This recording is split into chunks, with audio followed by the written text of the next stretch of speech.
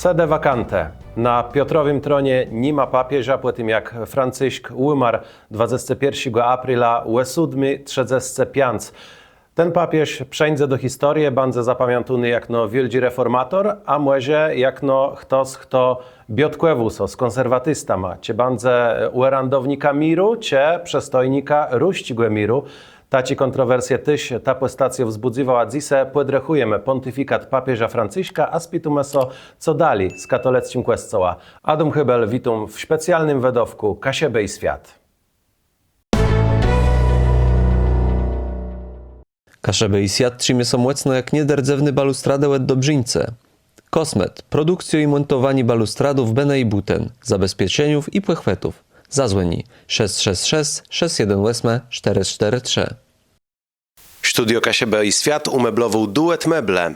Wejrowłe sobie ścigłe 241, Puck Wejrowsko-Pianc. W Kasiebę i Świat wsiedkłe na glanc dzanka Dobrzyńce, salonowi Eskale w Remidze naleześ kachle, kranę, łemi wolci i wsiedkłe do łaznie. Te wybieroś, łeni za Monteją. Remio sobie ścigłe 41. Kasiepści media wrzucają weź big z OK Serwis Mariusz Słowilezeno. Mechanika, klimatyzacjo, wulkanizacjo. W Kasiebę i Świat wsiedkłe dobrze ułożony dzanka Dobrzyńce, Cygert, Flaster budowlano-hurtownie Łegrodzenia, Słepsk, Kartuze, Serakłejce, Lamburg i Łeba.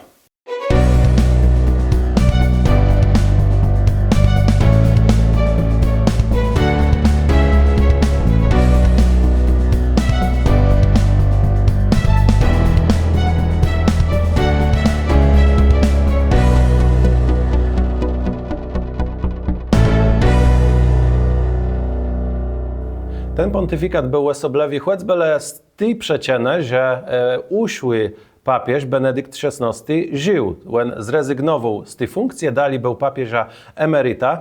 Papież Franciszek Jorge Maria Bergoglio był jezuitą, rechli rządził diecezją w Buenos Aires i jak jezuita prawie wtedy chłowosceso najdywu i ciej 13 marca 2013 roku uczele wierny zjędzony na placu Świętego Piotra abemus papam tej welos papież łeblekły w białoszata, ale bez tej czerwony narzutek ternaje elementa łeblecienku nowo wychodający głowę kościoła, miłen rzec komuś, kto pilował tego protokołu, że karnawał so skończył i weszedł bardziej skromno łeblekły i to miało pokazać, jak bardzo wezrzył ten pontyfikat. To miał być pontyfikat skromnego człowieka, który chce być krótko ledzy, który chce pomagać tym, którzy są bardziej wykluczeni. To też wiele razy papież podsztrychiwał.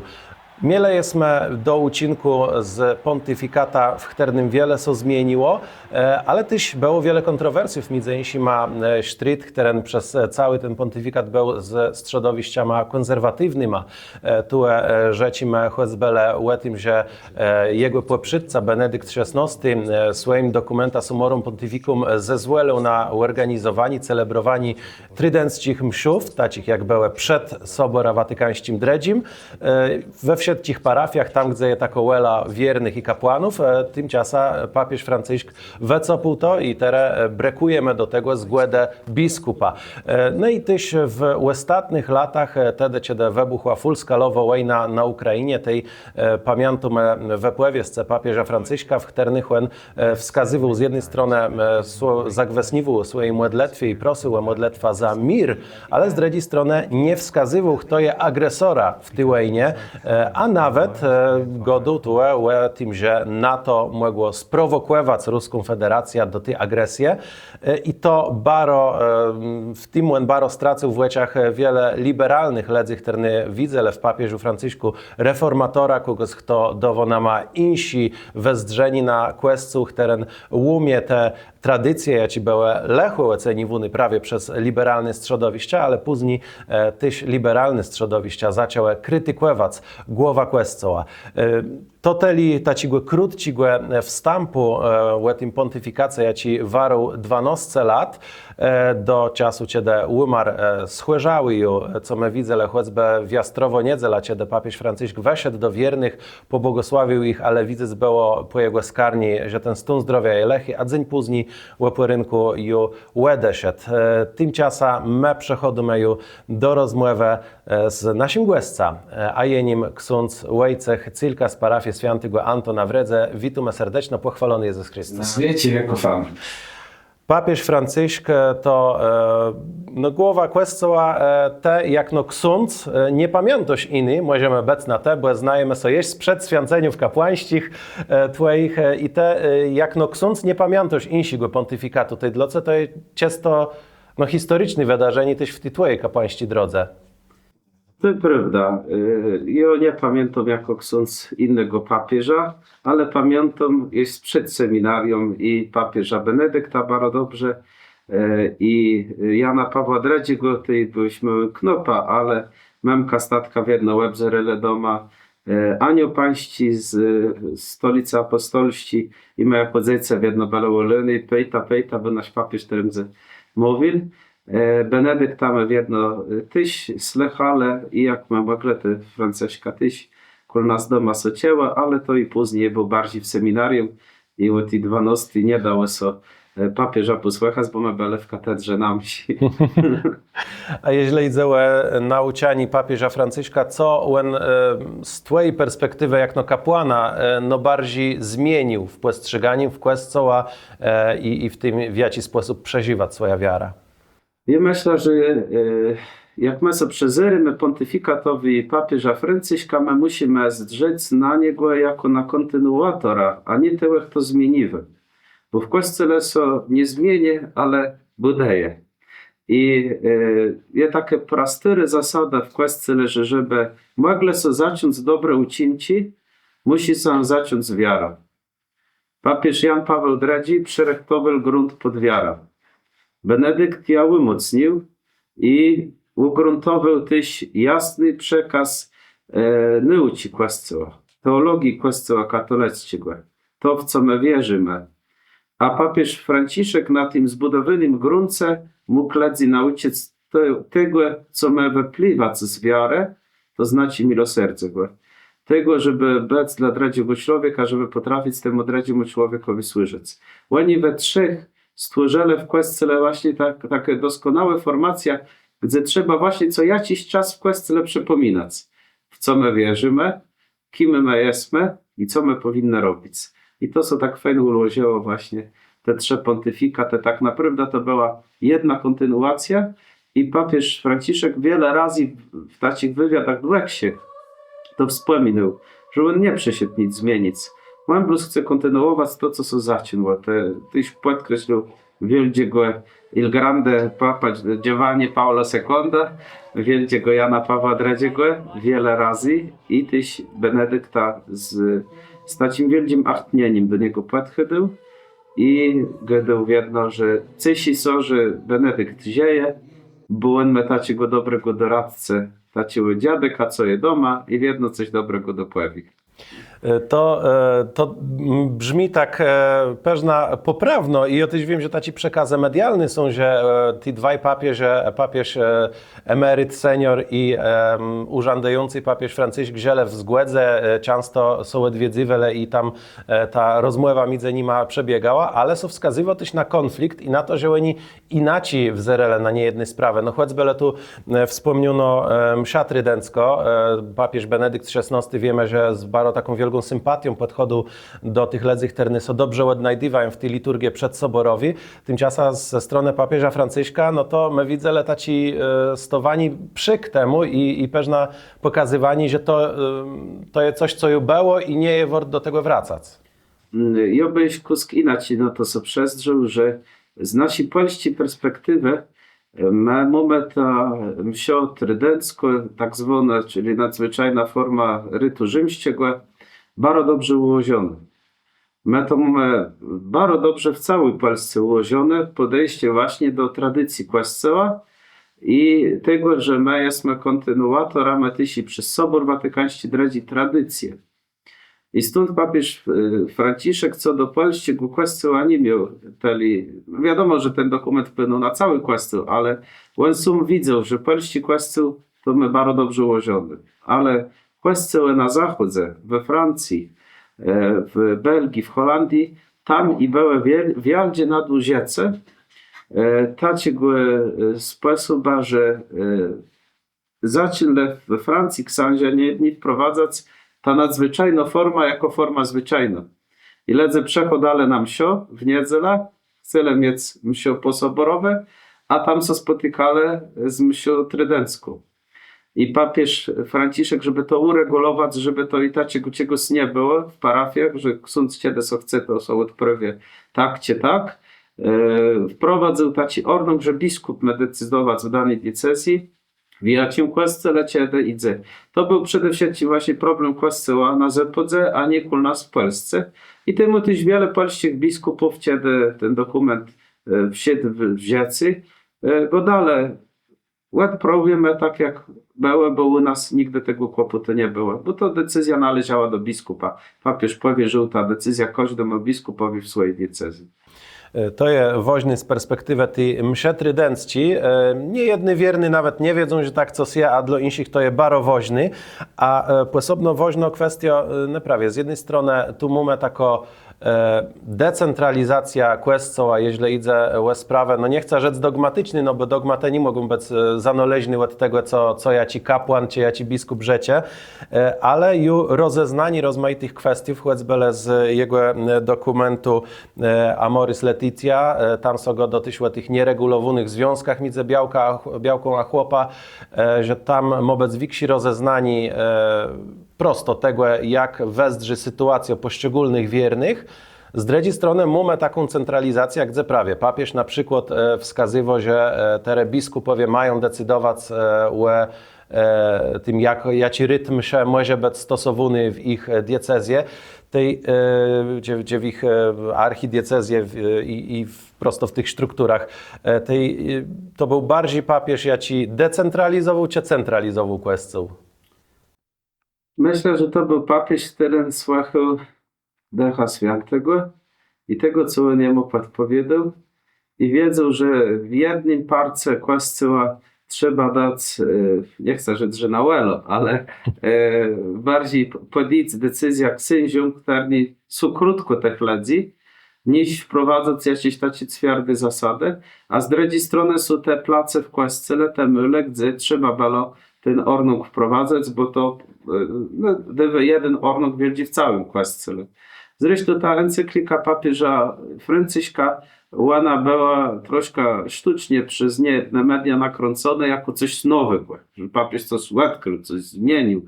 A jak chcecie, ta encyklika, w tej encyklice na każdej stronie niemalże na dole jest przypis do nauczania poprzednich papieżów. Tam nigdzie nie ma nic nowego, ale por Jan Paweł II, por Benedykt XVI, nie porównaj. Z tego co pamiętam, tam tyś na świętego Tomasza z Akwinusa powoływał. Ja, genau. I papież, tak jak tak szumnie jedne media się rozpisały, że teraz do komunii będą mogli chodzić śledze w nieregularnych związkach i tak dalej,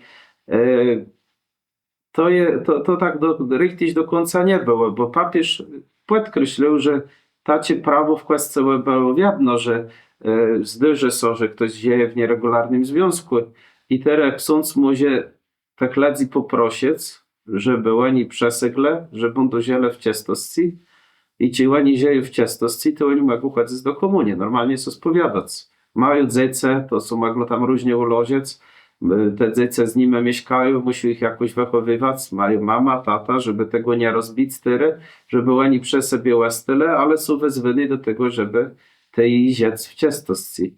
Chyba że ta sytuacja się jakoś ureguluje przez stwierdzenie nieważności danego małżeństwa albo po prostu śmierć jednego ze współmałżonków z tego pierwszego związku.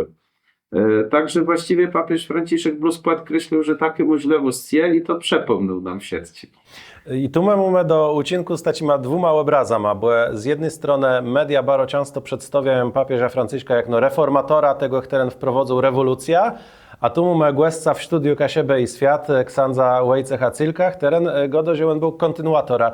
Z czego to sobie bierze, że mamy taci dwa rozmaite obrazy tego samego człowieka? Ja jedno gadał, że my mieli dwa pontyfikaty jednego papieża. Papież Franciszek odbył dwa pontyfikaty za jednego dziecka. I co czasem ledze dziwi sobie, jak to jest możliwe, jak to dwa pontyfikaty, ucim te kiedyś.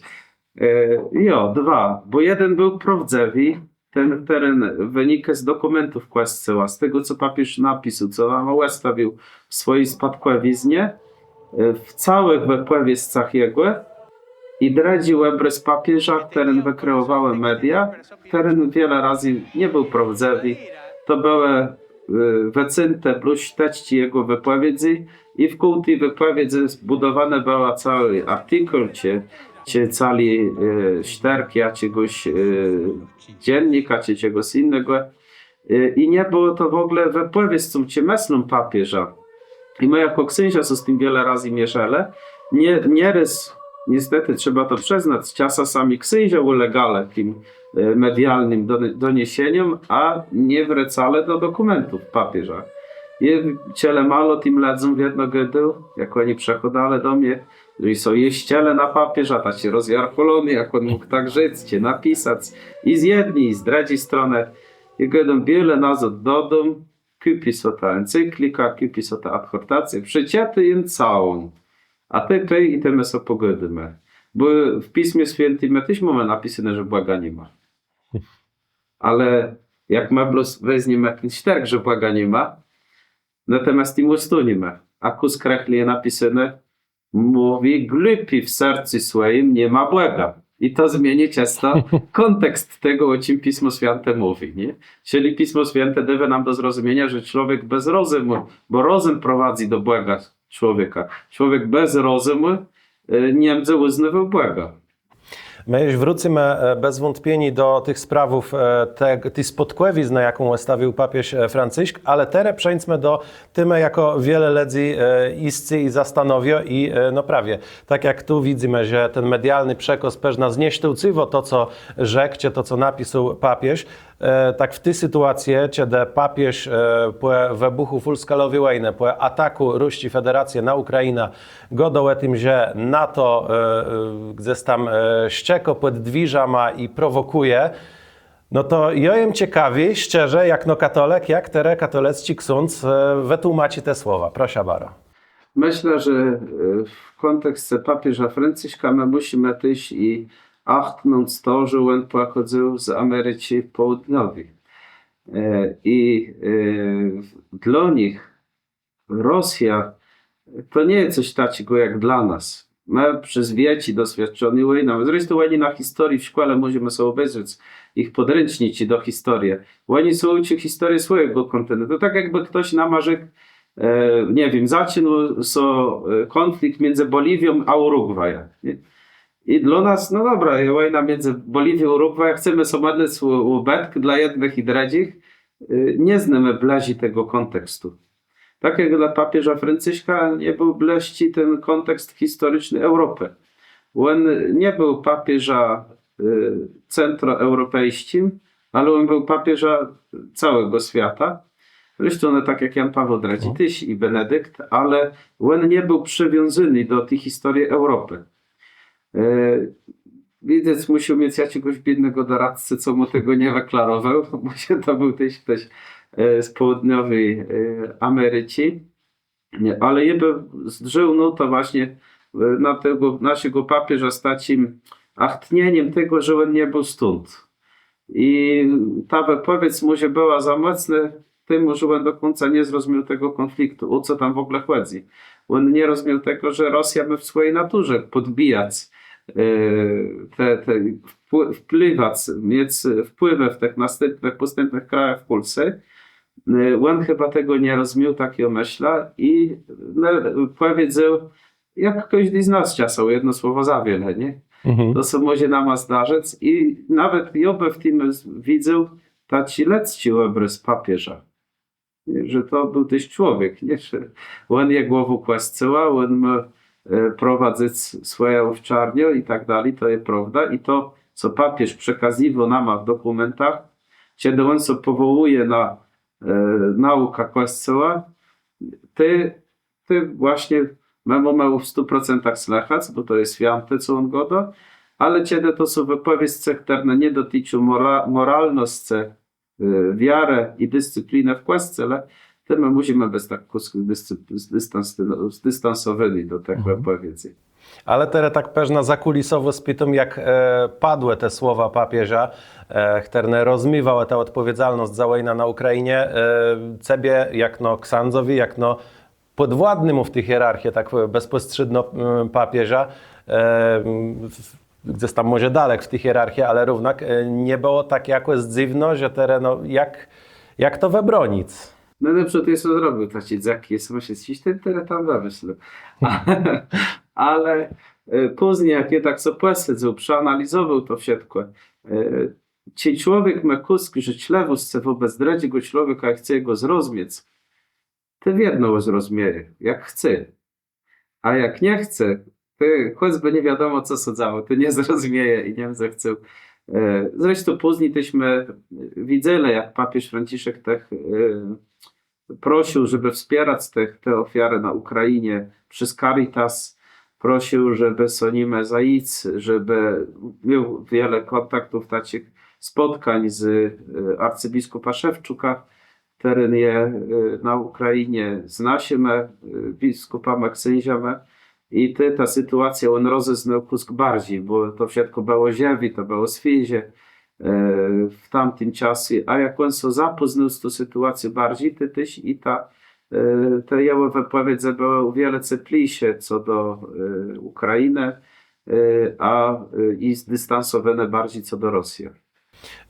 Kondolencje spłynęły też ze strony ukraińskich właśnie znów w tym bandze w dalszym dzylu naszego dzisiejszego specjalnego wydawku, a teraz księdza Wojciecha Cylku powiadomił o tym, jak ten pontyfikat przebiegł. Papież Franciszek to jest też pierwsza głowa Kościoła, która na z tej taci religijnej strony, bo je wiedzieć, sprawą ekologii my już ziejemy od dawna, ale z tej duchowej strony nalezeni tego prawie cweku dzejaniów, jakie mają retac klimat, retac przyroda, my so płetkele dopisze prawie w tym pontyfikacie i za tu dokument Laudato Si. Jest tu też taki kontekst dum, że na początku pamiętam, jak miono Franciszek przejął Jorge Bergoglio tej ledze się zastanowię, lecie to nie idzie też świętego Franciszka, który był jezuitą, tak jak prawie papież. Później się okazało, że nie, że tu idzie święty z Asyżu, który też dla przyrody miał wielkie achtnienie, jak no do tego stworzenia błęzigłe. No i prawie, jak tu ta katolicko-duchowość są łednajdiwo w tych tematach dzisebarowoźnych, ekologicznych. Nie jednie godele, że papież nie ma prawa sobie opowiadać o ekologii, czy on ma nauczać moralności, czy on ma nauczać wiarę, czy on ma nauczać dyscyplinę Kościoła, ale okazuje się, że te tematy są bardzo mocno wpisają i w moralność, i w naszą wiarę, bo papież się odwołał w tym dokumencie do tego, że Pan Bóg ci stworzył świat, że czyńta się ziemią poddaną. A w rozumieniu biblijnym zrobić z kogoś poddanego znaczy wziąć za niego odpowiedzialność. Nie, żeby wyzyskać i wykorzystać, ale żeby być za niego odpowiedzialnym. I papież Franciszek właściwie kontynuował naukę Kościoła, która zaczęła w Pacem Interis Jana 23, bo i w tamtych dokumentach, w tych dywnych encyklikach pojawiły się te tematy ekologiczne, może nie tak bezpośrednio nazywane ekologicznymi, ale ci papieżowie rechli i są upominali u ta ziemia, żeby ta ziemia achnąć, żeby jej nie wyzyskać, żeby zadbać o przyrodę, o ludzi, którzy na tym świecie są w sieciach. I też ta encyklika o tym była, ona nie była blusu ekologii sami, ale ona była bardzo społeczna i była też taką kontynuacją tej nauki od Rerum Novarum Leona XIII przez kolejnych papieżów aż do Franciszka, który dali podkreślił, jak ważna jest ta troska o planetę, bo my do tym mieszkamy i ci my niszczymy, ty my niszczymy coś, z czego mają korzystać nasi później dzieci, nasi wnuci. I żeby oni też mieli mieszkać i żeby ten left był dość czysty, to my musimy to też wszystko achnąć, ale tak rozum, no. Papież też tam wspominał o tym czasie ekoterroryzmie, który występuje. Teren nie ma nic wspólnego z prawdziwą ekologią, ale z jakimiś często innymi interesami, co nie chodzi w ogóle o dobro planety. Зараз przejdziemy do pytaniów o to, co dali będzie sodzało teraz w Questcele w trakcie tego sede wakante, jak będzie wezrzu proces wybierania nowego Ojca Świętego, ale jeśli taci podrechowani pontyfikatu papieża z twojej perspektywy, jakby tak w 2-3 zdaniach rzec, jacim człowieka i jacim papieża był Franciszek. Ja by sołet był do jego zawolania, miseranda que rigendo, wezdrzel z milostą, z milosierdziem i wezwel. I papież Franciszek doświadczył w swoim życiu bardzo wiele milosierdzia u Boga. I bez to, on to milosierdzie tak głosił i o to milosierdzie się starał, żeby my jako katolicy byli ledzemy milosierdzego, bo taci jest nasz Pan, taci jest nasz Bóg. On jest milosierni i tego milosierdzia bardziej żąda niż ofiary. To jest to podrechowanie, a teraz przechodzimy do dalszego etapu tego, co dali dzieje się w Questcele. Konklawę to jest płezwa baro krejamno, baro wiele dawająco nam ciekawych skojarzeniów, baro często też pokazywano we filmach, w serialach, niekoniecznie z tej religijnej perspektywy, bo to jest prosto interesujący. Wszystko jest interesujące, co się dzieje za zamkiem a dwiżama. Taci prazy ciątci konklawę to jest 12 stolecie, kiedy prawie kardynałowie mieli wybrać nową głowę Kościoła i to zamknięcy ich w klosztorze tedy miało uchronić przed politycznymi naciskami, przed lobbowaniem, tak my będzie se rzekle. No i są proces konklawę, tu o tym też będziemy godele. Co ciekawi, też z takich ciekawinków kardynałowie nie muszą wybrać strzód sobie. Teoretyczno każdy łechszczony chłop może stać papieża, ale baro prosia Krzysztofa Stanowskiego, żeby nie ogłosił startu. Baro prosia też, żeby, nie wiem, może spróbować wybrać Roberta Makłowicza, jego wszyscy lubią. Ale już tak często serio gadające, to są nie zdożo. Kardynałowie cole mało wiedno wybierają strzód sobie. Jak ten proces wezdrzy i prawie, jak czemu dzise to wszystko tyś dzieje się w takim charakterze za zamkiem a dwiżama? My wierzymy bardzo mocno, że ci jaką klawę, tam jest bardzo mocno obecny Duch Święty, który prowadzi kardynałów. W tych różnych filmach tam jest pokazywane, że są te stronnictwa, tacie, to tak weźmie, jak to były jakieś wybory na prezydenta byłymi Stanów Zjednoczonych.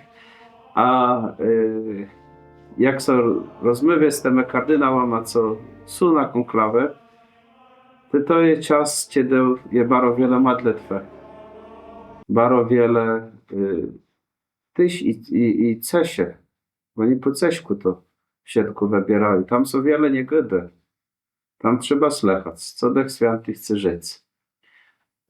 Nieraz są te leckie takie sprawy mogą pojawiać, że się dopytywają, gdzie chcemy każdy kraj swój, nie że swoje chce promować, ale zasadnie w swojej grupie i kiedy może weźmy tego tam Niemca, czy weźmy tego Polaka, czy weźmy Francuza, ten co wedywy takim błazim człowieka, świętym, bo to w końcu ma być święty, tak jak my go nazywamy. I to jest tacie, jak to w Lochowie gadają, molto fomo poco arrosto. Wiele dymu, mało pieczeni. W konklawie właśnie wiele tego demo, a tego, co tam jest piekle, tak naprawdę mało, bo to jest prosty czas modlitwy i słuchania Ducha Świętego. Co on chce podpowiedzieć, gdzie on nas chce kierować, co my teraz mamy zrobić. I słuchanie też tego, co każdy ma do powiedzenia w takich osobistych spotkaniach. Nie? Czy to jest człowiek, co poprowadzi Kościół ku świętości, bo o to chodzi, żeby my tym byta, tym wielkim statka nie zginęli jak Titanic, ale żeby my mogli płynąć dalej bez następne tysiące lat Kościoła. I przed nama konklawę, ono se musi odbyć no, niedługo po śmierci, tam nie pamiętam dokładno, kuli dniów, czy niedzielów, ale je ten czas, ten termin, kiedy to konklawę samo zacząć. Jeśli nie mamy 2/3 głosów, tej ono je uznany za niewoźny i je powtórzywany cała procedura, tak długo, aż będzie papież nowy wybrany. Tam kardynała ma prowadzi Duch Święty, oni so próbują wsłuchać w jego głos i naleźć odpowiedź na pytanie, kto będzie dobrze prowadził Kościoła, ale je wiedzieć, w mediach też pojawiają się jakieś nazwiska, no mało feleja, a niedługo to już sondaże jakieś będą publikowane, ale z twojej perspektywy jakieś nazwiska są takich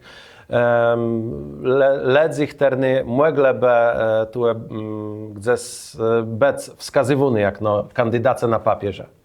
Ja bardzo lubię to powiedzenie w Kościele je takie, że kto wchodzi na konklawę papieża, ten wychodzi kardynała.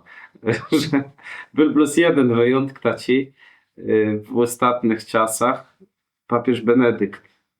On był tak charyzmatyczny, tak wielki i tak bliski drecha papieża Jana Pawła II, że wszyscy chcieli, że plus on to ucygnie dali.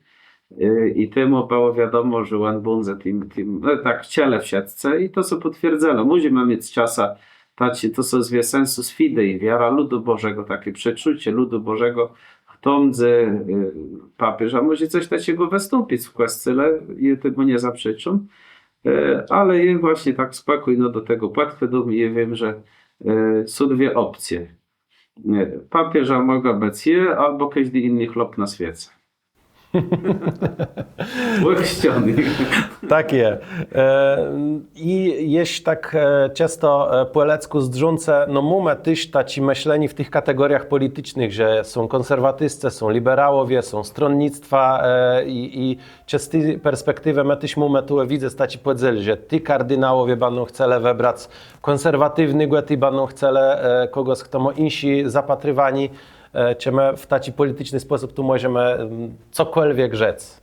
To wzeranie na konserwatyzm, liberalizm i te poglądy jest często inne w Kościele, a często inne w polityce i w świecie. Co innego znaczy. Bo w Kościele my musimy mieć, jak my gadali o stronnictwach, te którzy sucieją bardziej i lepiej odnajdują w tradycyjnej duchowości i te, którzy się otwierają na jakieś nowe formy, ale w ramach Kościoła katolickiego. No i to też z tymi nowymi formami to jest też tak ciekawe, że to niby są nowe formy, a tak naprawdę to jest coś z III wieku czy z IV, co w Kościele było wiedno praktykowane. To w jednym z pieśniach czasem ledzę, a co ten Kościół ze wymysł, co to, coś nowego, a to co okazuje, że to jakiś powrót do tradycji z V wieku czy z VI. Tak i oby niego to było w jakichś stronnictwach liberalnych czy konserwatywnych, ale tak, co gdzieś są bardziej przywiązani do tej tradycji, powiedzmy, po Soborze Trydenckim, do Soboru Watykańskiego II i te, co gdzieś są do innych tradycji, innych zwyczajów przywiązani bardziej. I to nie jest nic lepszego, że taka różnorodność, taka bogatość jest w Kościele, mamy też i w Kościele i tych naszych bracinów ze wschodu, te Kościele su juris, które są znane i tam mamy też kardynałów z tej spolezne. Może być wybrany kardynał z obrządku wschodniego i będziemy wzerale, i Greków mieliśmy, papieżów i będziemy wzerale na liturgię, może nawet greckie w stolicy apostolskiej. I może być tak, że ten kapłan będzie żeniały nawet, bo tam oni nie mają celibatu, na przykład grekokatolece. A to jest jedna rzecz, to znaczy te stronnictwa, to tak w cudzysłowiu zdrzące, konserwatywny czy liberalny, chterny, no tak jak tu było weklarowany, to tak nie wezdrzy do końca jak w polityce, ale druga sprawa to też geograficzny pochodani, bo papież Franciszek to był szok dla świata, że mamy papieża pierwszego z Ameryki Łacińskiej, pierwszego od dawna zbud na Europę, czy to jest też woźny, skądka bandze pochodu następny Ojciec Święty? I myślę, że w takim kontekście politycznym na pewno dla tych ludzi tego świata to jest ważne, bo oni są coś, jakby papież był z Azji, czy gdzieś te łacie są zwracają w stronę tego państwa, tego kraju, ale dla nas katolików to nie ma żadnego znaczenia, skąd kołodnie.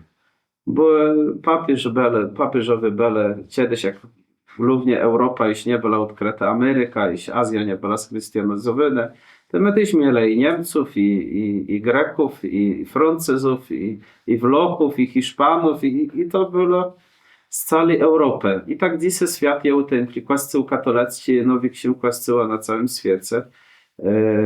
My mamy prawie 2 miliardy wierzących na całym świecie. Rozrosty są coraz mocniej, coraz bardziej. Czasem gadają ty u nas, w naszych stronach. A w Kościele coraz mniej ludzi, to jest coraz szwachniejsze. Ty u nas, ale Kościół jest na całym świecie, a nie plus w Redze, czy w Pucku, czy w Wejherowie, a na całym świecie Kościół jest coraz większy. Azja są chrystianizaje do tego stopnia, że w Japonii chrzest przyjmuje nieraz i nawet 10 tysięcy katechumenów, 100 tysięcy katechumenów rocznie. W Chinach to my sami nie wiemy, ile jest tych katolików, dopiero jak tam puści ta komunistyczna władza, to my łacie utękniemy, ile tam jest naszych, Bo tam to jest w podziemim. ile jest naszych bracinów i siostrów w samych Chinach. Korea Południowa, tam też roste liczba katolików. W Wietnam ma nawet salezjanów dzisiaj na całym świecie, kleryków. Także i Afryka, i cały świat roste. Ta wiara katolicka jest tak rozroste, tak jak Pan Jezus nam obiecał, że cały świat pozna Jego imię, pozna Jego, a że u nas jest trochę canzi, może być. Ale my lubimy łesa tak myśleć, my Europejczycy, że my jesteśmy tym centrum świata, że to my ta chrześcijańska wiara niesiemy tym ludziom, którzy są ciemni, a my ten Chrystusów wid niesiemy. A co jeśli są jakoś, że teraz papież będzie z Afryki, będzie miał czarnofarwa skórę, to są nawet tak zwane przepowiednie o tym, co to są stunie i że końc świata przyjdzie. Czy my Europejczycy jesteśmy mentalno twardych na to, że to nie jest tak, że papieża musi być Europejczyk, albo ktoś jakoś tam mniej, albo bardziej związany, czy pochodzący z Europy. Ja myślę, że na pewno nie do zdziwiony, jak widzę innego koloru skóry papież niż biały, co się może wydarzyć, bo się i wydarzało w historii Kościoła. Mieliśmy i papieżów o czarnym kolorze skóry. I to nie będzie nic nowego, ale na te nasze czasy myślę, że nie ci nasi siebie w ogóle są ужасne, bo są godo, że ci czarny będzie papież, będzie końc świata. Daj to pokój, tak nie będzie, bo to by musiał być ten końc świata w III wieku albo w III wieku Kościoła, a to się nie stało i tak my i trochę tych papieżów czarnych przeżyli tyś jako Kościół. I myślę, że to by nic lekkiego nie było. Właśnie tyś i dostrzeżeni Afryki i tego bogactwa, jak wiele Afryka wniosła do Kościoła, bo my musimy pamiętać, że ci tyły nas na kasiebach i świadcy gonile w skórach i oddawali cześć różnym bóstwom, tam w Afryce i dawno była wiara.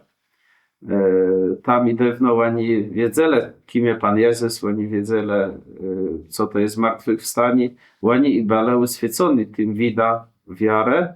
Nie cała Afryka, ale poszczególne partie tego kontynentu były raczej uświecone niż chociażby nasze kasieby kochane.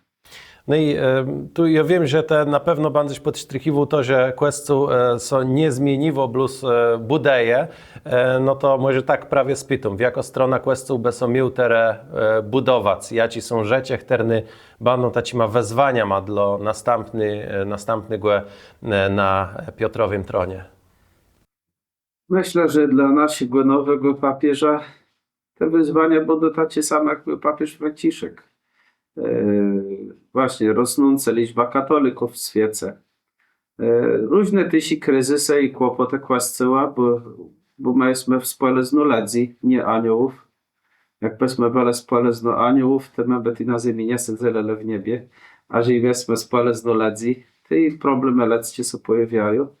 I każdy papież musi z nimi mierzyć. W danym wieku z innymi.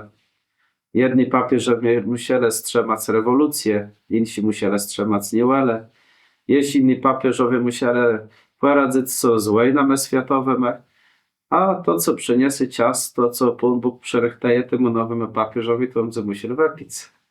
No i uzdrzymy będziemy informować o tym, co są na bieżąco dzieje, a tymczasem wielki Bóg zapłat za rozmowę. Naszym pierwszym gościem w dzisiejszym specjalnym wydawku poświęconym pontyfikatowi papieża Franciszka był ksiądz Wojciech Cylka z parafii Świętego Antona w Redze. Bóg zapłat. Bóg zapłać. Halo? Andrzej, coś te chcę? Gita to jest w Krumie? Jo. To nie gadała pływość na tym remoncie. Nie, żadnego remontu nie, to tam nic nie musisz robić. Jedno ścieżcy. Weź jak to jest w Krumie, kupi nam baterię, bo w piloce padły, jo? Bateria te chcesz, jo tu zarę wybierza, no lepsza bateria, jaką tu może naleźć. Jo, i ta miska na mapanku, a stygłe salotci nie idzie, jest tam ze cekło, a jobe so salotka zjadł. Weź tam jakąś miska dobrą, taką, że jobe so Miska tu moś tako, ale wielofunkcyjno, fajn, wygodno miseczka, także bardzo śmiał.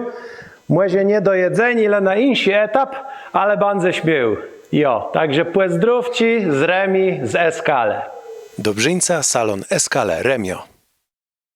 Takich platów ja bym musiał wiele to metrów wyjść do swoich szpitów zaraz. Witam, a co, dzysemy w lesy nie jest, me drzewa me nie wynoszą, co? Panie lesny, że ja tam rozwezna tam pora wietewków cię tam na święta, żeby te moje wnuci mogły degłewać z tym jałowca, a we zary robić afera. Wietewków, jo, ale żeby teli wietewków nażnąć, żeby to w trzech nie zrasa wycyngać, tym by będę głową całych dojść. Oj, tam nie woźny. Ja tu, Co wy chcecie to zgipsować?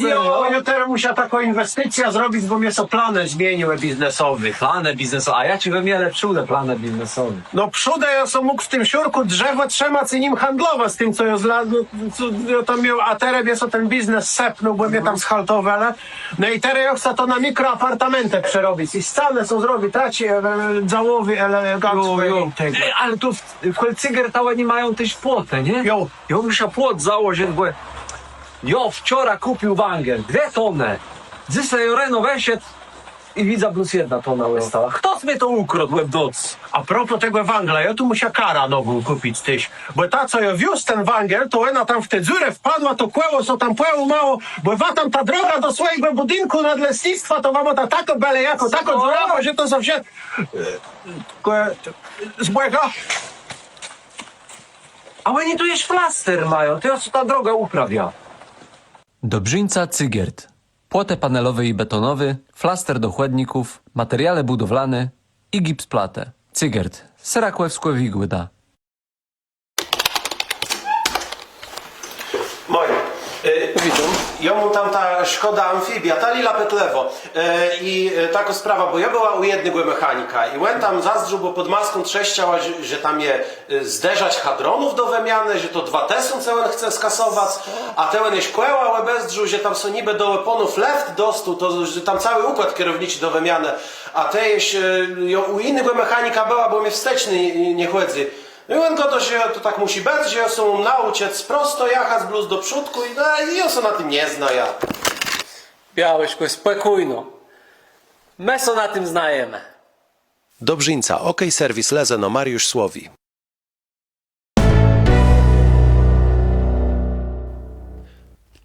Ja przebycia to jest specjalny wedowk Kasiebę i świat poświęcony papieżowi Franciszkowi.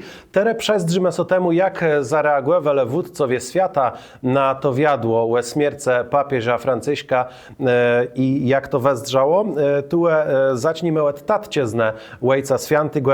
Prezydent Javier Milei pisze: "Nimło różniców, jaci dziś są okazały być mniejsi, móc go płetkać w jego dobroce i mądrostce, to była dla mnie richtig era." Tu wort podsztrichnąc konflikt między głową państwa argentyńskiego a głową Kościoła i w tym kontekście to wszystko odczytywać.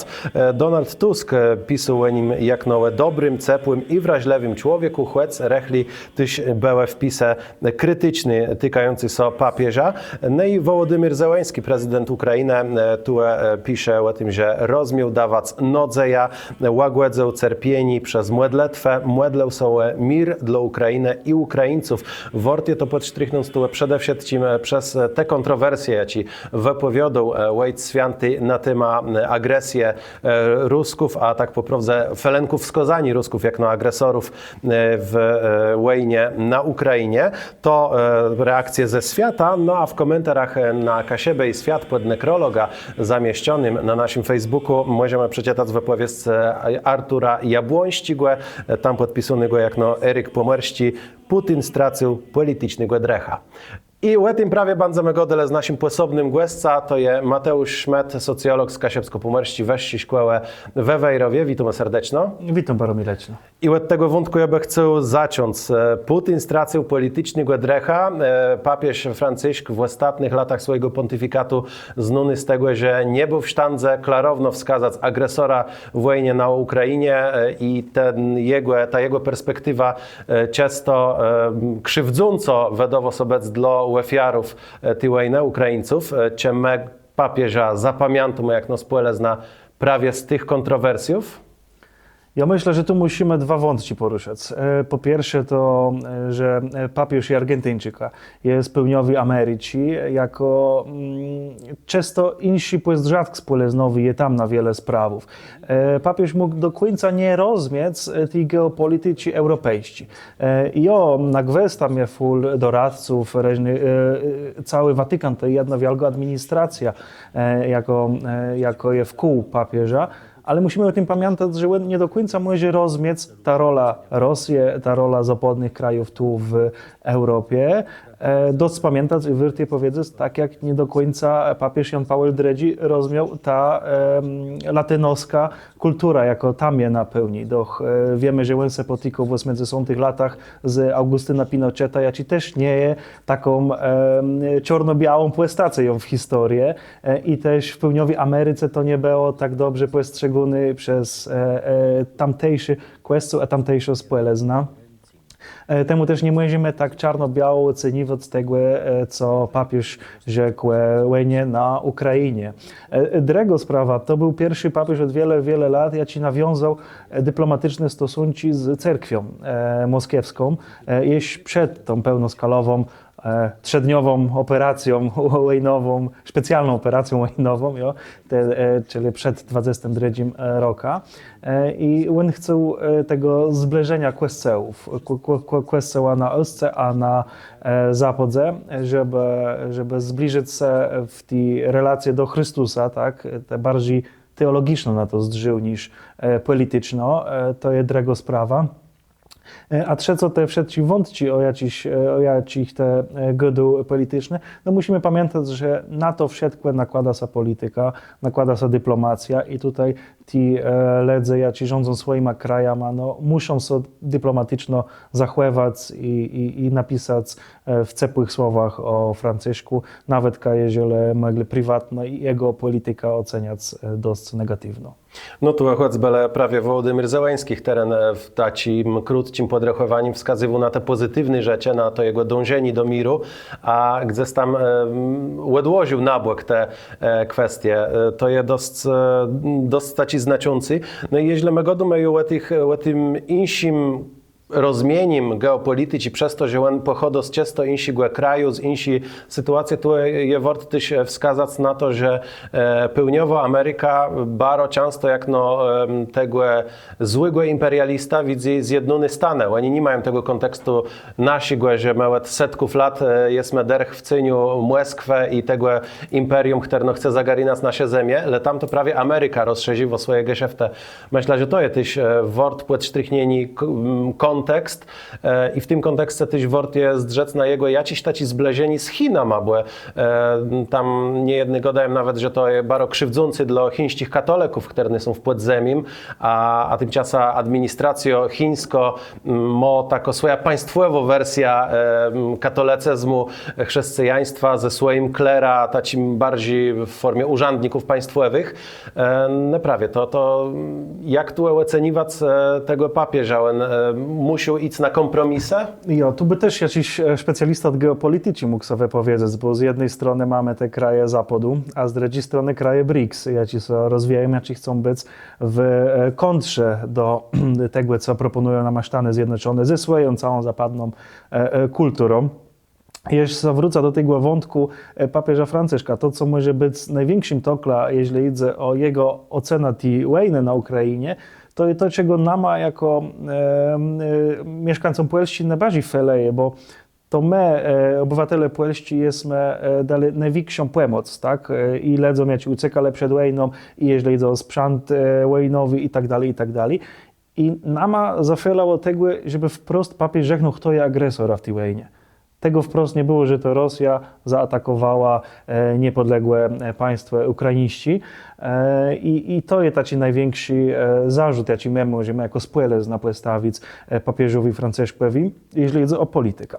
Druga sprawa, ten wątek geopolityczny, o jakim też jak. Na gwest to postrzegani Ameryki jako tego złego. To jest jedna sprawa, ale to prawie geopolityka, historia, to, że Ameryka, CIA jedno chciało mieć swoich dyktatorów w Ameryce Południowej, chciało mieć kontrolę nad tym, Baro wspierał prawie tego Pinocheta, tu wymienionego, a w innych krajach próbowało instalować swoich dyktatorów, tak można też rzeknąć o Ledzach, jak i tam rządzele. I to prawie była ta arena konfliktu politycznego.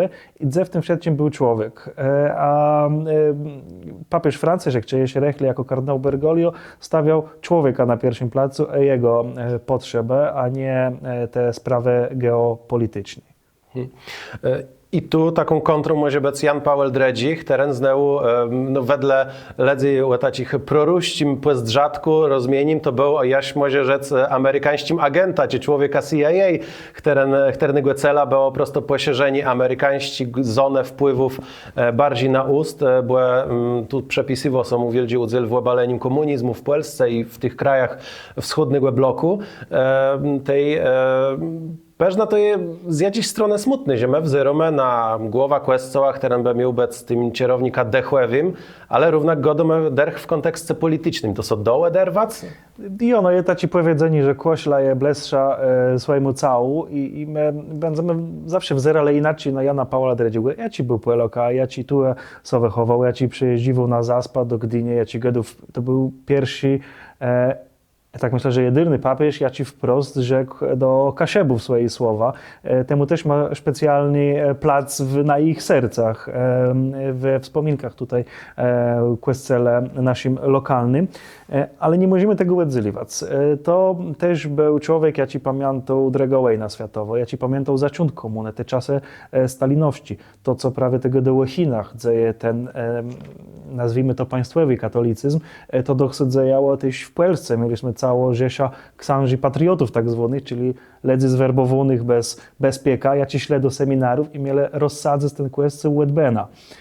To też jest wielki torciel, bo oni nie mieli do końca w sobie tego daru wiary, tak? Oni tam śle za interesa ma. Później na tym spłedlim mogli powstawać wszelakie historie o księżach, a skończyć się to filmem Claire. Ja ci też namadawa dosyć jednoznaczno negatywny pojazd na kościół katolicki. Temu też nie dziwi mnie to, co robią Chińczycy. No musimy pamiętać, że to jest gospodarka jako sobaro chłodko rozwija, ale dalej jest to kraj komunistyczny rządzony twardą ręką bez Xi Jinpinga i jego drechów. Temu też wracamy. No w tym wszystkim musi być ten czynnik ludzki. Tak jak Jan Paweł II wychowywał się, Karol Wojtyła wychowywał się w określonym czasie, w określonym placu, też miał inny pojazd. On wiedział, do czego zdolni są Rosjanowie, tak? I państwo rosyjskie, czy wtedy sowiecki. Tak kardynał Bergoglio nie miał tego pojazdu, bo tam prawie akcje operacyjne robili Amerykanowie. I to był ten inny pojazd kulturowy. Ja ci mówię, cesk później na cały katolicki kościół. Jest na pewno sprawę politycznej zahokniemy, bo to bardzo wiele takich wątków tu jest, ale przejdźmy do tych emocji.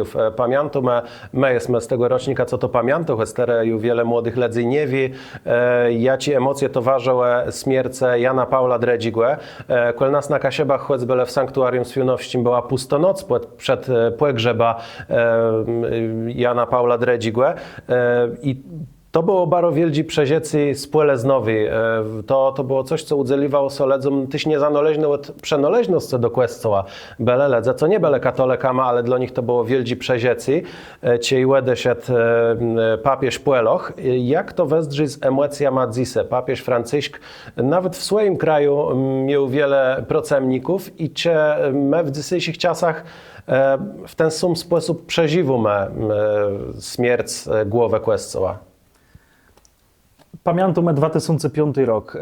Łekrom tego, co się dzieje w Sianowie, to ja pamiętam w Wejrowie, to było największe zindzenie w historii placu Jakuba Wejra. Tam prawie po śmierci Jana Paula II.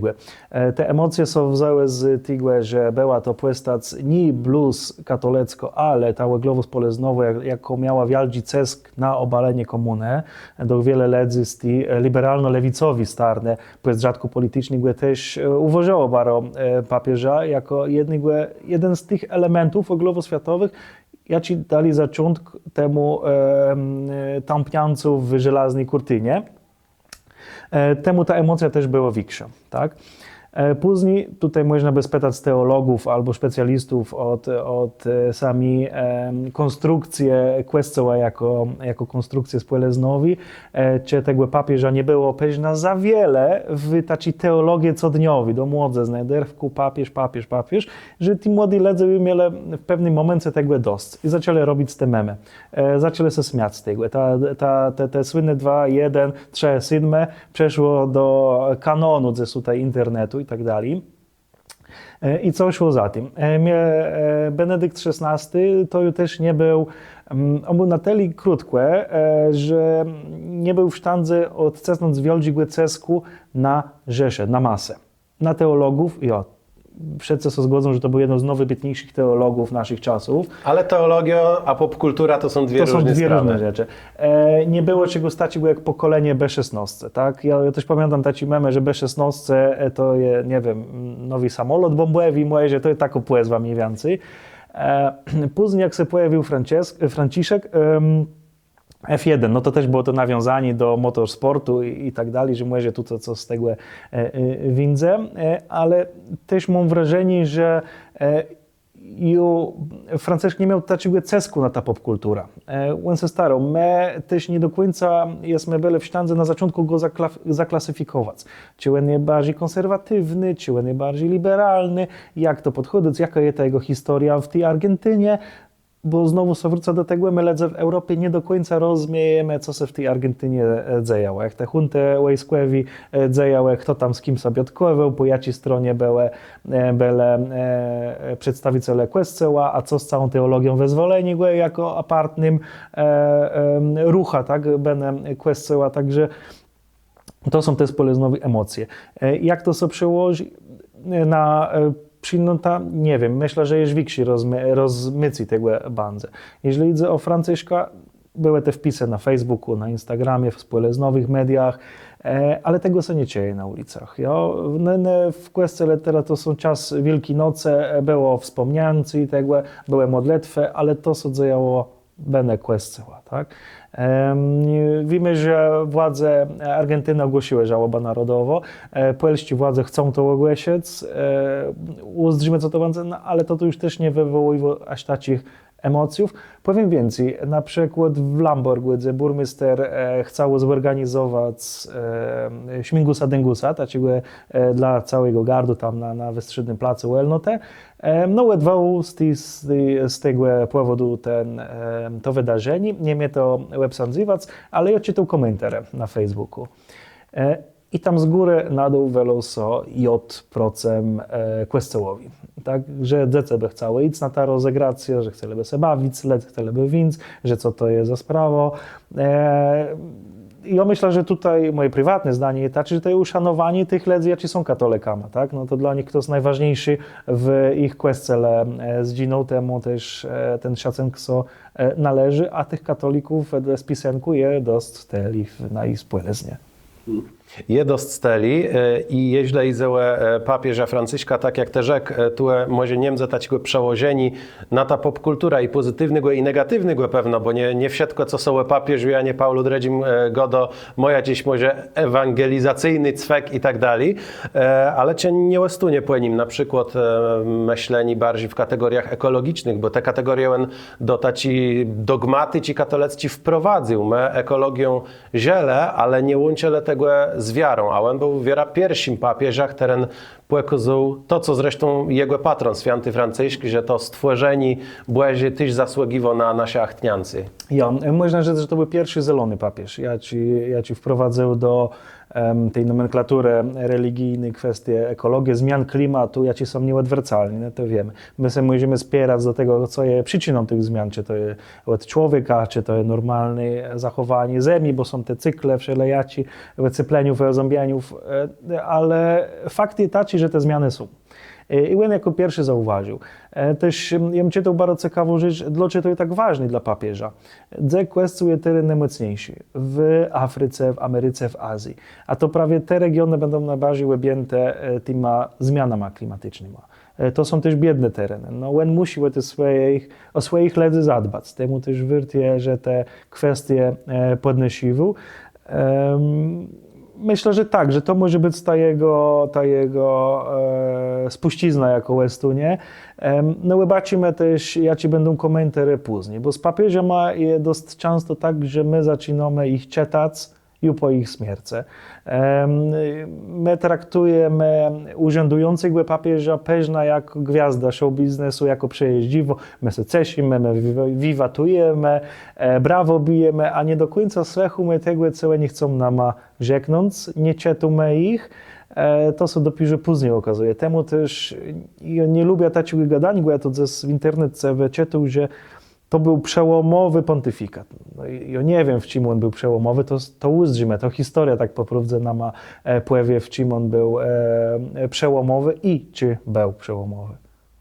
Następna kwestia związano tu z papieża, ale też z nama, kasiebama, czy szerzej mieszkańcama Puelści, jak zmieniła się religijność, bo to, że dzisiaj my nie do końca nawet wiemy, jaka była nauka tego papieża i nie przeżywamy tego może tak emocjonalno, jakieś cile nosce, cile 10 lat nazad, to wychodzi też ze zmianów prosto w tej strukturze społecznowej i tym, jak wiele ledzy je deklarujących są do katolickiego kościoła. Też rzekłe tym, że cały czas wedle spisenków je wiele, ale jak to się zmieniło przez te ostatnie dekady? Jedna sprawa to deklaracje, gdzie deklarują, że są katolikami, a druga sprawa to są ludzie, jacy po prawdzie są uczestnikami tych łebrzędów, tak? Jacy chodzą do kościoła, jacy przyjmają Pana Jezusa w Eucharystię do se.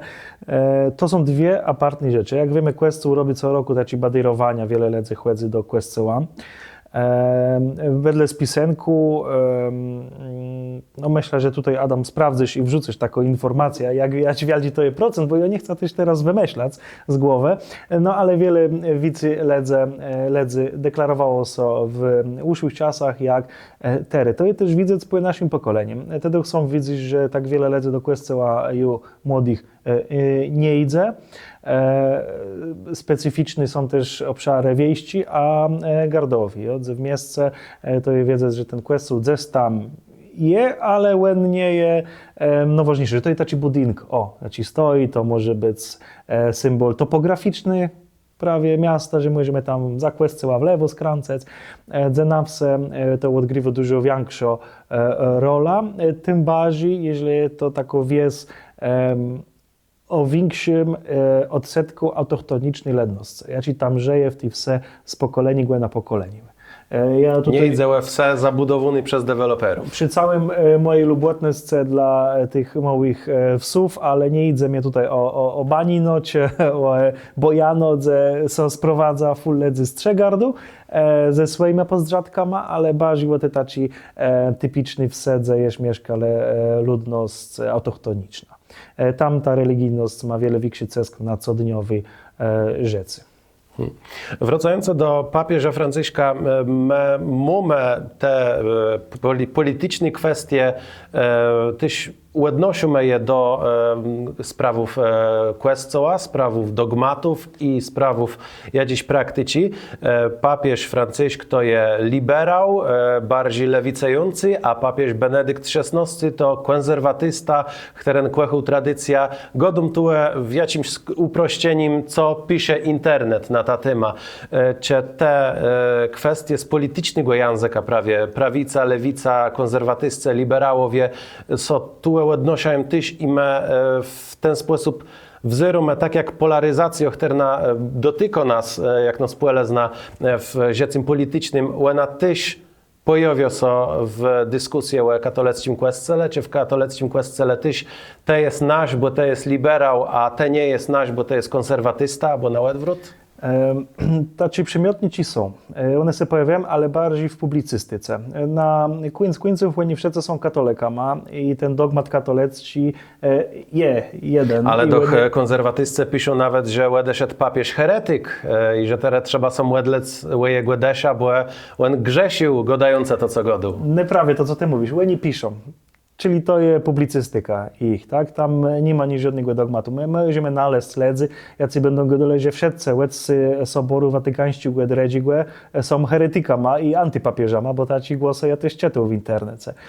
My musimy pamiętać, że na początku jest jeden święty powszechny apostolski Kościół katolicki, i w to ja im gwez, że wierzą wszyscy ci kardynałowie, jacy są płetkają. Ale druga sprawa jest taka, że wśród tych kardynałów to jest wiedzę, że są frakcje, frakcyjki, moły, wiksi i tak dalej. I każdy cygnie do swoich, tak? Jeśli idzie o taci powiedzą, polityka to jest jedna sprawa, tak, że prawica, lewica, liberałowie. Jeśli idzie o Kościół, ta linia powiedzą ludzi indziej idzie. I ja by nie był za tym, żeby tak prosto rzeknąć, że to są liberałowie, to są konserwatyscy, tylko w jedno trzeba rzeknąć, co za tym idzie. Tak? Bo oni są należnikami tego samego Kościoła, ale pytanie, w jaką stronę ta Kościół ma iść. Czy prawie ma się odmykać bardziej na ledzy, czy prawie ma być bardziej za sprawą tradycji, tak? Czy jest bardzo ważnym elementem prawie rzymskiego Kościoła. I tutaj są te linie podziału. I ja jestem katolika i ja wierzę, że łebczas konklawy dzieje Duch Święty i to prawie on zadecyduje, w jaką stronę ten Kościół ma iść i wybrać z tego no lepszego. Nam może to nie pasować, że tam prawie gdy z Argentyny przeszedł jakiś biskup i on rzeknął na początku swojego pontyfikatu pierwsze słowa Buena Sera. Po hiszpańsku, dobry wieczór, no, a nie, niech będzie pochwalony Jezus Chrystus. I to są takie rzeczy, jakie dla ludzi, które są bardzo mocno przywiązane do tradycji, mogą być jakieś obrazlewi. No ale musimy pamiętać, że to nie taka jest rola papieża. On ma być z tą głową Kościoła, niezależnie od tego, czy to jest Kościół liberalny, konserwatywny, żółty, fioletowy czy zielony, czy jak my go nazwiemy. Tu jakby chcesz przejść do tego wątku prawie Europa, a reszta świata w wielkim uproszczeniem. Czy to nie jest tak, że my Europejczycy sobie budzimy pewna i to w rozmaitych sprawach. Mamy tu na myśle i pontyfikat papieża z Argentyny, ale też to, jak Europa je traktowano teraz w tej geopolitycznej grze, gdzieś tam marginalizowano.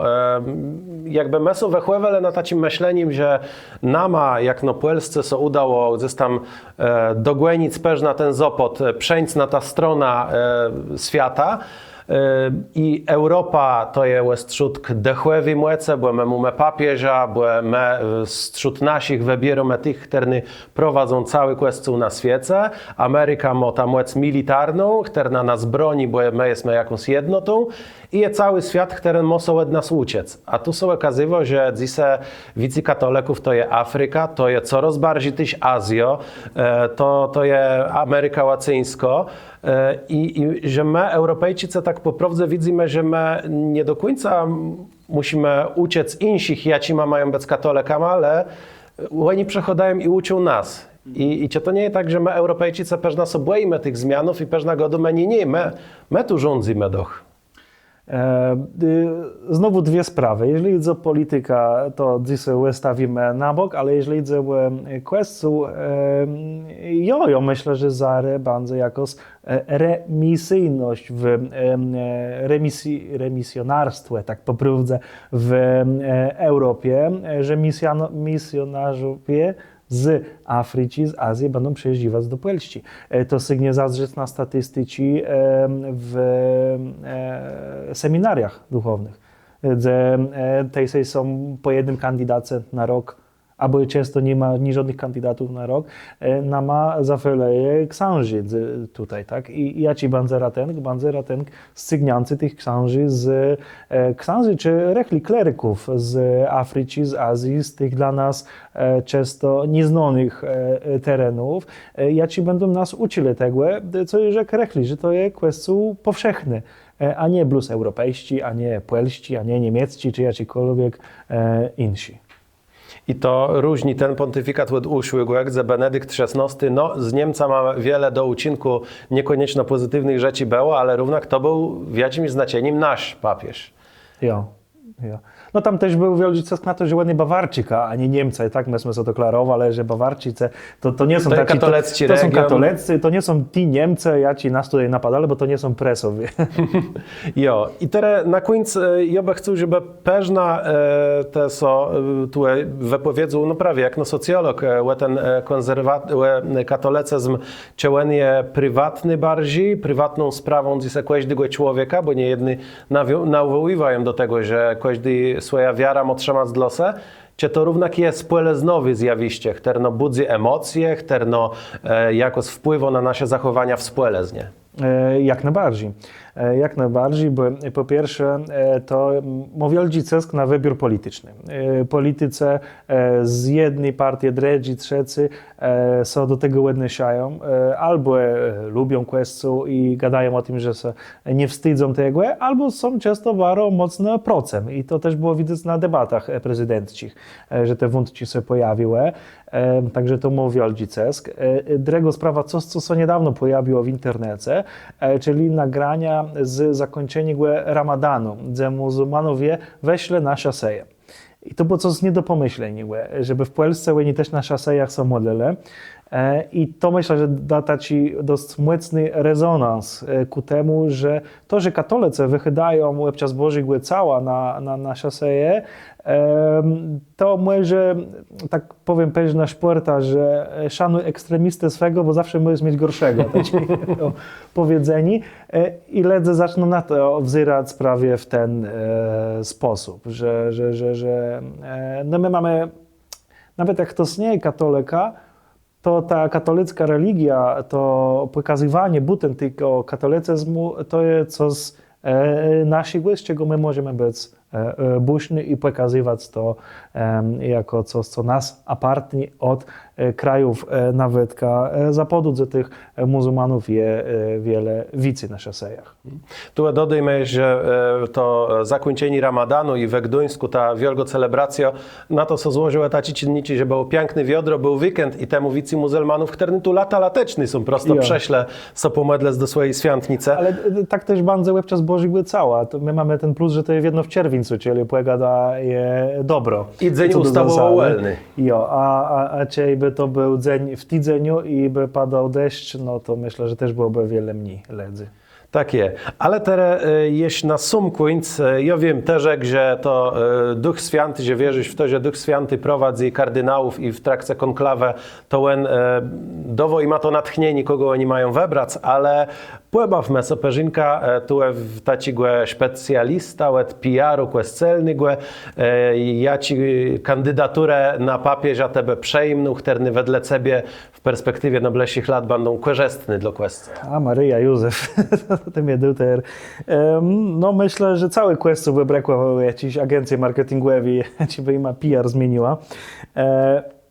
Jedno bardzo ważna sprawa. Jest też taki do historii powiedzenie, że ten, kto wchodzi na konklawę jako papież, wychodzi jako kardynał. Czyli my możemy w mediach dawać wszelajaci nazwiska, tutaj rzucać kardynałów, czy to będzie jakiś Włoch po wiele latach, czy to będzie kto znowu z jakiegoś kraju, daleciego kraju, czy kto z Azji, czy kto z, nie daj Boże, z Afryki, nie daj Boże w cudzysłowiu, bo tacy są też rzadki, że broń Boże, żeby to Są nie też był przesądy, farwie skórę. żeby to broń Boże nie był kto z Afryki. Tak po prostu dla katolików to nie ma różnicy, skąd ten postępny papież będzie.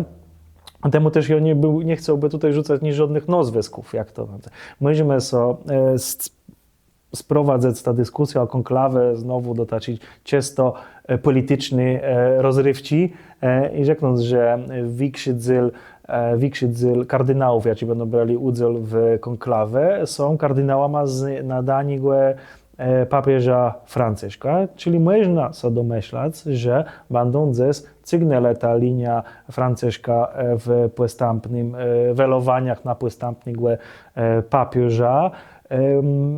Ale też znowu muszę rzeknąć, że my możemy myśleć, że tak będzie, i wybierzemy papieża jaci w prostej linii następcą Franciszka, a koniec końców zostanie, nazwijmy to, konserwatystą, ja? Że zmieni sobie jego poezjat, jak ją usądzę na tym tronie Piotrowym. Ale ja ci papieża questu tere brekuje. Na dzisiejszy czas ja ci wobec przesłani głowę questoła, jak ja ci zabydować mo rozwiązania problemów, z którymi ma teraz o katolicy zmierzy.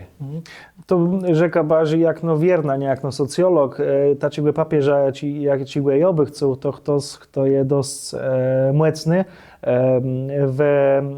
taki dość wyraźny, że dość charyzmatyczny, bo widzimy, że jak ten świat się zmienił. To musi być papież, jaki rzeknie, co jest biały, co jest czarny, a w tej dziwnej układance geopolitycznej będzie umiał so naleźć, tak? Rzeknąc, co jest dobry, a co jest lechy, tak? Jeśli to będzie rzeknąc, co z procem prezydentowi Stanów Zjednoczonych, to niech rzeknie, tak? Ale też, żeby nie był polityka, ale żeby mówił prawda, kto jest agresora na Ukrainie, tak? Że Rosja też jest lechły, też ma swoje grzechy. Żeby nie był taki jednostronny w zeraniu, a żeby przede wszystkim miał na uwadze dobro Kościoła, a katolików. No i to są słowa naszych rzeźbów, a resztą pociereje Duch Święty, tak jak godo nasz głesce. Ostatni głesce w tym specjalnym wedowku Kasiebę i Świat, w którym podrechłewiwum pontyfikat umarłego w dredzi dzień świąt papieża Franciszka i próbujemy przewidzieć, jaki będzie dalszy rozwój Kościoła, jak poradzimy sobie w tych czasach. Bardzo dziękuję za rozmowę. Dziękuję bardzo. A waju rocia serdecznie do tego, żeby subskrybować nasz kanał, jeśli tego jeśli nie robi, ta dawać spaje w górę, komentować, piszta jak wa oceniwo ta pontyfikat papieża Franciszka, jakie wasze są przewidywania co do przyjemności katolickiego kościoła, to wszystko możecie napisać w komentarzach. Nie zabłądza tałe wspieraniem na Patronite, Bóg zapłat wszystkim machterny dorzucywają do tej tace, jeśli dzisiaj tak kościelnym językiem mogę sobie pogadać, a tymczasem do uzdrzeni. Adam Hebel. Studio Kasiebę i Świat umeblował duet meble. Wejrowłe sobie ścigłe 241, Puck Wejrowsko-Pianc. Kasiepści media wrzucają weź big z OK Serwis Mariusz Słowi-Lezeno. Mechanika, klimatyzacjo, wulkanizacjo. W Kasiebę i Świat wsiadł dobrze ułożony Zanka Dobrzyńce, Cygert, Flaster budowlano-hurtownie Łegrodzenia, Słupsk, Kartuzę, Serakłejce, Lamburg i Łeba. Kaszeby i Świat trzymie są mocno jak niederdzewny balustradę łed Dobrzyńce. Kosmet, produkcjo i montowanie balustradów Bene i Buten, zabezpieczeniów i płechwetów. Zadzwoni 666 618 443. W Kasiebę i Świat wsiadł na glans Zanka Dobrzyńce, salonowi Eskale w Remidze naleześ kachle, kranę, łemi wolci i wsiadł do łaznie. Tewe bieroś, łeni zamonteją. Remio sobie ścigłe 41. Bóg zapłać webzyrnikom wspierającym na serwisu Patronite. Wapłe mogota rozwijać Kasiepści Media.